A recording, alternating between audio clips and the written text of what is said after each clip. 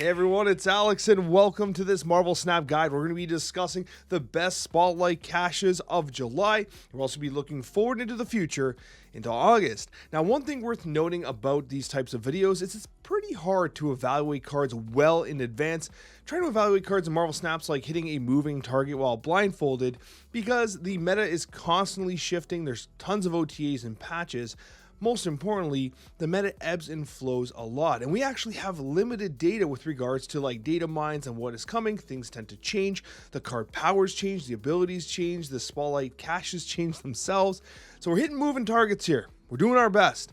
But regardless, it's a good idea to plan ahead to determine when you want to spend your Spotlight keys, your tokens, and other very important resources in Marvel Snap, okay? You got to make the most of it, especially if you're a free-to-play player. And so that's what we're going to be talking about today. Thank you so much for being here. Let's get started with week number 1. Now, Hydra Bob is here, and I gotta tell you, Hydra Bob got changed. He was a 2/5 before that moved every single time you were losing the location that Hydra Bob was at. It's been changed now to a 1/4 that at the end of each turn, if a player has snapped, he moves. This is kind of interesting. Now, I am actually lower on this version of the card than the prior version. I thought the 2/5 was an interesting stat line, pretty decent. I thought that the ability to move if you're losing a location at the end of a turn might actually help you on turn 6 or 7 when the game ends and he, well, moves to a winning location to help you flip the game. That's pretty neat, right? It was almost like a Captain Marvel type of effect, and I think that's why they probably leaned away from it. Now, I like the idea of interacting with the actual snap itself, but like this is very awkward, and if like you snap and they snap back, does he move twice? Obviously it's random. It reminds me of the old school Meek, which is actually a really good card now for that archetype specifically. This card had this type of effect where it moved randomly, and it sucked because of it. So Hydra Bob, despite having pretty decent stats as a 1/4, doesn't feel as good as it once was, especially as a Series 5. So I'm going with a very modest 2-star rating. Now, the rest of the Spotlight cache is interesting. Nebula has recently been brought down to Series 4. That's exciting. Excellent card.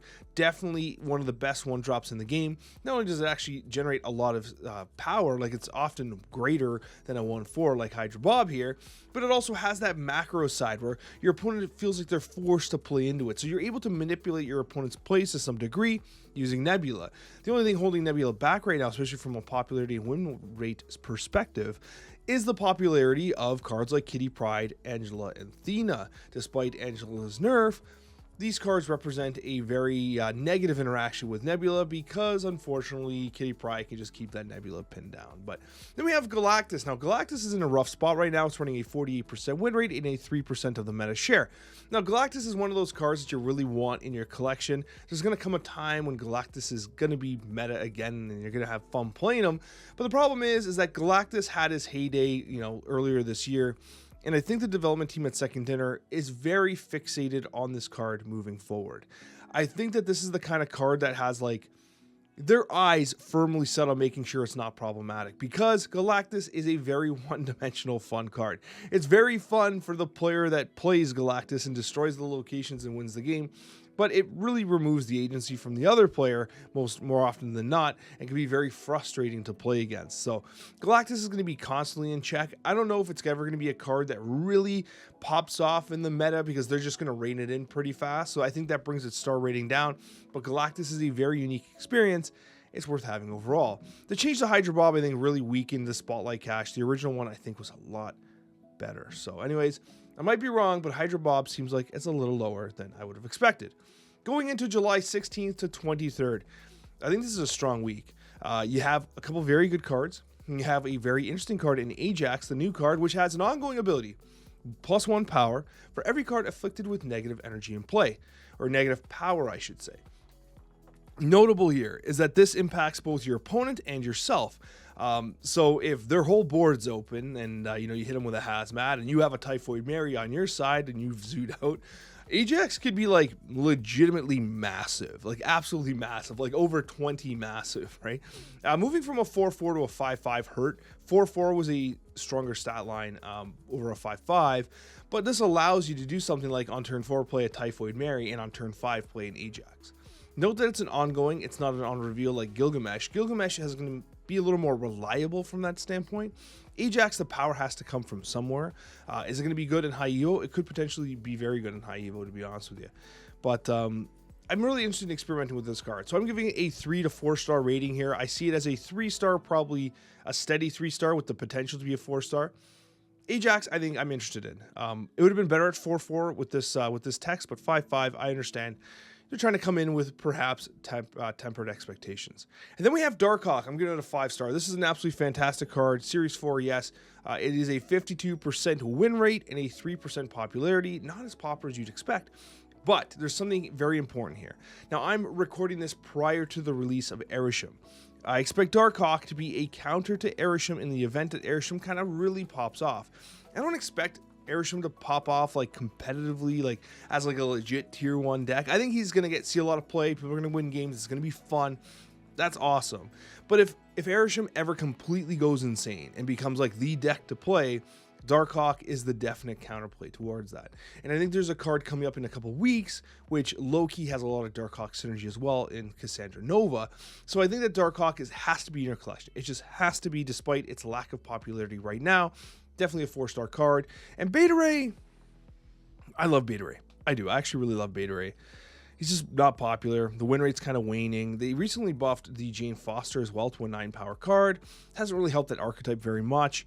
So unfortunately, Beta Ray Bill is kind of languishing a little bit, but no one does what Beta Ray Bill does. The only one that kind of does what Beta Ray Bill does is, you know, I mean, it's the Asgardian package. You don't replace Beta Ray Bill with Thor, right? And you're like, well, I did it. I replaced the guy. Well, no, because you're playing them together, right? So you kind of want Beta Ray Bill in your collection, but that overall Asgardian package with Thor, Beta Ray Bill, Jane Foster, and Odin is a little lower on the meta than you'd expect, right? So it's not the greatest, but overall, I think Ajax is going to be a pretty solid card. I think Darkhawk's a must-have, and I like Beta Ray Bill, but he's a little on the weaker side. Definitely going with a 4 star rating for this week because I think Ajax has a lot of legitimate potential.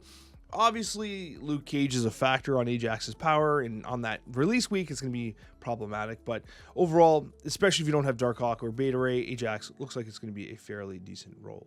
We go on to the next week here, and it's Copycat. Another pretty strong week. Actually, this is probably by far the strongest week. I was leaning towards giving this a 5 star rating this week because I think Copycat as a 3-5 is pretty damn good. I've seen some like arguments in the community about, whoa, Copycat kind of sucks because they're not drawing their bottom card anyway. Like, what do you care? Well, if you get the Shang-Chi effect as a 3-5 body and you know Shang-Chi's at the bottom of their deck, that's information. That's hugely helpful. Knowing what's at the bottom of their deck is actually incredibly helpful, especially since you steal that text as well. So if they happen to draw into it, then that kind of feels bad for them, right? So I actually really like Copycat. I'm one of the believers in Copycat, and so I'm kind of, I can see this hitting a 4 for sure. I think the card's going to be pretty damn cool. Of course, it's going to have like its low rolls too. It's like, oh wow, I copied their Daredevil, and they're never going to get it, but who cares? But also, you might get a 3-5 Doctor Doom. Pretty good, right? So you kind of take those things. Maybe even get a 3-5 Galactus, and you Galactus a lane on turn 3 or whatever. But I like the fact that it also works on draw and it's not an on reveal. I think that kind of gives it a lot of flexibility, and your opponent might not even realize, this is important because it's on draw, your opponent won't even realize you've ripped that text away. So even if you don't play Copycat and they draw through their deck, they're like, wait, what happened to this card at the bottom? Ah, damn, right? Then you have Thanos. Thanos is currently like not great. It's okay. Its win rate's kind of low. Its popularity is low, and that actually impacts Cull Obsidian as well because they're tied at the hip. Cull Obsidian makes Thanos decks better, but Thanos I think is getting reworked kind of steadily and surely will be a legitimate deck. I think that Thanos is always going to be roughly in a tier 1, low tier 1, high tier 2 style deck because like it is an absolutely remarkable archetype to play. It is a card that is like synonymous with the MCU. It is just an absolute archetype that's a blast to play, and I think it makes Marvel Snap better when Thanos is at least relevant. And I think they're taking steps to make it relevant again, changing the way that he interacts with the time stone, with all the stones for the most part, right? The way the Soul Stone's been changed and etc. So I think that you're going to see Thanos being relevant. And if you're a relatively new player, this is the kind of card you want in your deck. Like you just want it in your collection, because there's going to come a time where Thanos is going to come back and you're going to be happy that you have them. And I think Cull Obsidian is a very natural inclusion in these decks. Cull Obsidian also making some of the zoo decks we're seeing out there, 410 power, very legitimate. So these cards have proven themselves to be legit. Thanos obviously has been meta breaking for many months on end, and has only recently come off its high horse. So I do think this Spotlight Cache is a definite role, especially if you don't have Thanos, and Cull Obsidian is a very good consolation prize. That takes us to July 30th to August 6th. Now this one's weird because they changed Cassandra Nova to make her better. Cassandra Nova used to just drain 1 power. Now it steals 1 power. That's insane, right? Like on turn 3, she's a 3/7, right? Not to mention the scorpion-like effect you've done to their entire deck. That's nuts, right? Like it's actually crazy high value. This is, I can't see a world where this card comes out and is not an absolute banger, right? It's crazy. I was like thinking about it, like what if you Cassandra Nova and then you Grandmaster that? And then so like it goes again and it steals now 2 points out of their entire deck and adds it. I think Cassandra Nova's cracked. However, why is there question marks everywhere? Because Cassandra Nova should be the card that's included. As of right now, it's the card included for the Deadpool's Diner game mode. It should be achievable through the game mode's play. I mean, we've been kind of told that for the most part, it should be like relatively straightforward to achieve. Like it's not like finishing an Infinity Conquest, for instance. Like it's much less than that. So the average player should be able to achieve Cassandra Nova for free, which is awesome. I think the card's great. I think this is a 5-star card. I think this card's absolutely cracked. But we don't know if it's actually going to be the Spotlight Cache or not. Is it in the Spotlight Cache in addition to being in the diner? Like, is it both? Hey, you play the diner, get it for free, or open a Spotlight Cache? I don't know. Like, I really don't know. The data mines are very unclear about this. Cassandra Nova might even get removed from the Spotlight Cache and something else could be put in its place. We just don't know. But what I will tell you is I think Cassandra Nova is absolutely cracked.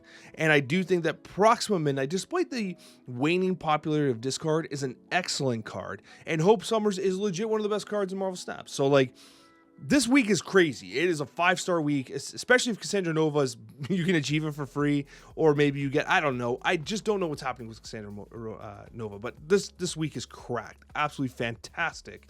So you're definitely going to want to get Hope Summers. If you didn't get the season pass, this is your time to get Hope Summers. Proxima Midnight's a great consolation prize as well. Now, that rounds out that month. Now we're going into August, and now these are the data mines, which are a little trickier, right? Because it's further out. A lot of things change, as we saw with like Ajax, and like the powers change. Hydra Blob got changed as well. So we're kind of working with limited information here. This is speculative. And it's also a good time to mention that if you're not subscribed yet, consider hitting that subscribe button. I would really appreciate it. But regardless, Marvel Boy, Red Hulk, and Blob. This is a strong week. Honestly, just Blob and Red Hulk is a very strong week. These are great cards. And I think Blob's going to be a really good card with Airsham, because obviously there's going to have a ton of stuff in your deck and it kind of clears that through and more or less guaranteed power. Red Hulk is very, very, very good, and it still remains very good. And Marvel Boy, a 3/2 that at the end of each turn gives 3 of your 1-cost cards +1 power. Squirrel Girl loves Marvel Boy, apparently. But, like, yeah, that's a lot of extra power. Like, yeah, when we look at, like, Cassandra Nova, the straight-up power of Cassandra Nova is so much higher. The ceiling's so much higher, but Marvel Boy's pretty legit. And so, like, I do think Marvel Boy is fairly statted. I don't think it's as good as Cassandra Nova. I really don't. But I think it's fair, and I think it's another piece for, like, Zoo-style decks to, like, kind of get chonkier, get bigger, kind of get that additional power that they're looking for, despite the fact that even as of recording, Zoo decks are pretty legit. So Marvel Boy, I think, is going to add to that quite a bit. So I like that. I like this cache a lot. I think it's a very strong one. Definitely a 4-star cache. Marvel Boy is ironically probably the weakest of the cards here. Definitely, I feel like it's a Red Hulk is still damn good. Blob is still damn good. Despite its lowering popularity and its lowering win rate, I think this is kind of deceptive statistically. But yeah, Marvel Boy's legit too. So this is a very strong week. Definitely worth taking a look at when you're saving your caches. Then we have August 13th to 20th. Now this is a weird one. You're like, Alex, what's with all these brackets? Like, what are we doing here? These parentheses. This is a 2-star. I think Wiggan it kind of sucks. Like, I actually don't like this card. I like to be wrong, but on reveal, if you spent all your energy this game plus 2 energy, and there's some like synergistic cards soon that we'll talk about as well, this will make more sense. I just don't think this is worth it. As a 4/5, I think the body's too weak for this type of condition. It's hard, man. It's hard. Zabu not in the game. Like, if Zabu was in the game and you could play this on 3, get the plus 2 energy, that makes more sense. But like, I just don't see this being that great. Like, I just don't see it being that great. And so, like, it kind of hurts the rest of the week. However, you got Pixie and you got Loki. Now, I almost made Pixie a 4-star card. I mean, I don't like Pixie myself. I hate its, like, the way it kind of handles the cost and how it can replicate, like, it can land back on itself with the shuffle. I still hate how that works, but I can't deny how good the card is, especially from a cube rate perspective. It has incredible cube equity. You play something like a Pixie on 2, you play Mobius on turn 3, they can't get the cards discounted, and you're pulling super discounted crazy cards for, you know, you play Sentry and Annihilus in 1 turn and they're like, what just happened type deal.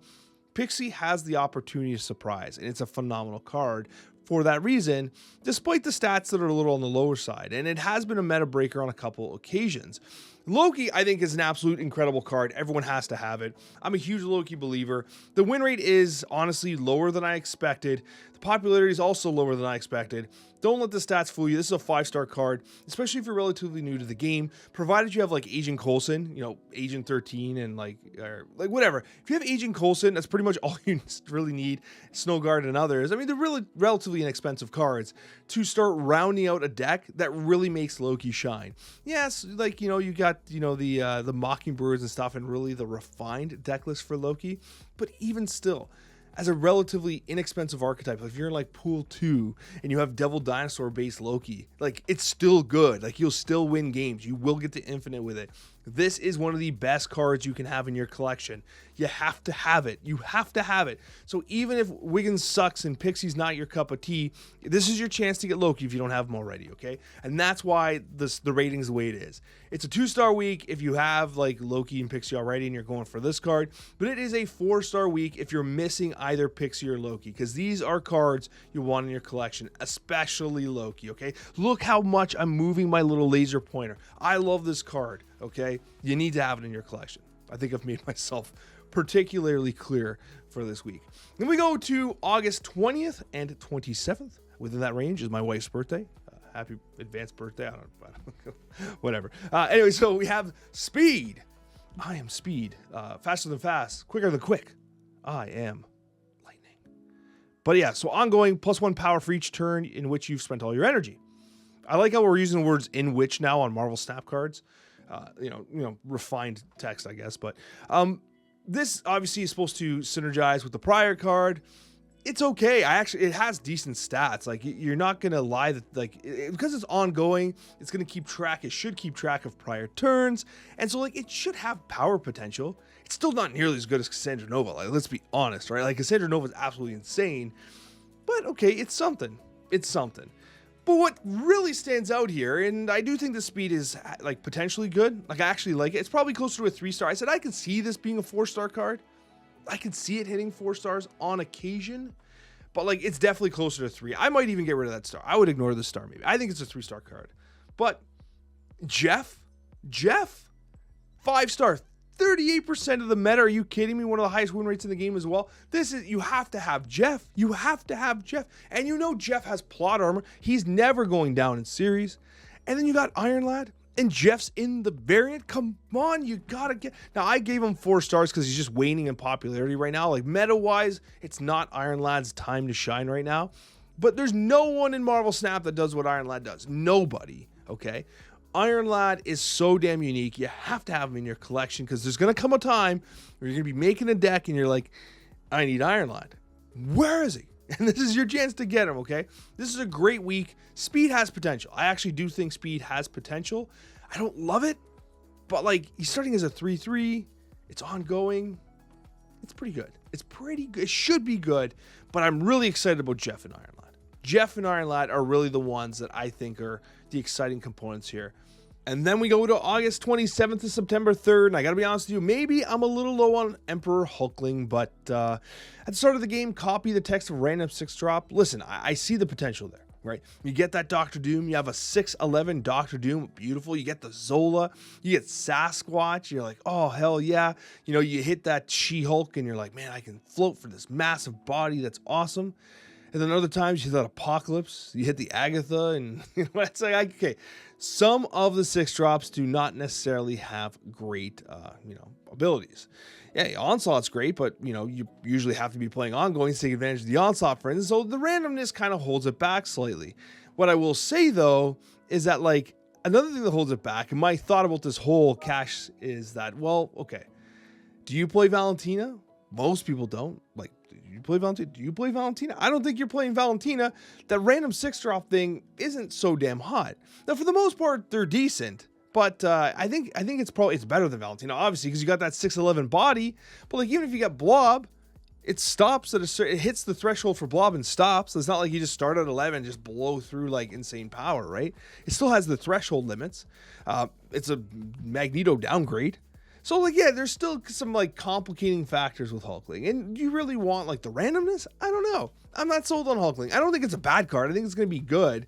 It's going to be fine, maybe more fine than good, but like, I'd like to be sold on Hulkling. I actually would like you to comment down below. Let me know what you think about Hulkling, because this is one of the ones that I'm not that like much of a believer in, but I also see the potential. I can see myself being wrong on being low on Hulkling. But you know what I'm not going to be wrong about? And this is 100% certain. In fact, I want you to come back and comment, spam me if I'm right or wrong about this. There's no way we get to August 27th and Cannonball doesn't get moved to a 5.8. I think Cannonball is going to be 5.8 again before this cache drops, because it's the win rates. Like, listen, the win rate and the popularity is languishing because of the changes to Professor X. We actually are in a meta right now with tons of Zoo being played, like as of recording, and so like Cannonball should be good. 5.7, I think it took a stray. So I expect this card to be a 5.8 in the Spotlight cache, but we do rank it based on a 5.7 stat line. I still think Cannonball is decent. It's good, but it's not as good as it could have been given the circumstances. And Nimrod, I mean, it's a Series 4 card. It was seeing some playing Phoenix Force. The Nimrod, Destroyer, Venom decks aren't really being played anymore. Really low popularity, really low win rate, Series 4. This could almost be a 1-star. But I actually do like Nimrod. I think Nimrod is a fun card. I think it's actually probably better than we anticipate it being. Like, not anticipate, it's better than we think it is. And I think people are sleeping on Nimrod a little bit, but not that much. Nimrod's okay. He's fine. Nimrod's fine. But I mean, I'm really interested in your take on Hulkling. I'm a little low on it, so this week seems a little disappointing compared to especially the prior weeks, which I think are exceptionally strong. Hulkling feels a little weaker than I would have expected. Thank you guys so much for watching. As I said before, I would really appreciate if you hit that subscribe button, and while you're down there, hit the like button too. Helps tremendously. I really appreciate it. And most importantly, if you'd like to watch some more content, YouTube's recommending another video for you on the screen. So check it out if you're interested, and we'll see you on that next Marvel Snap video.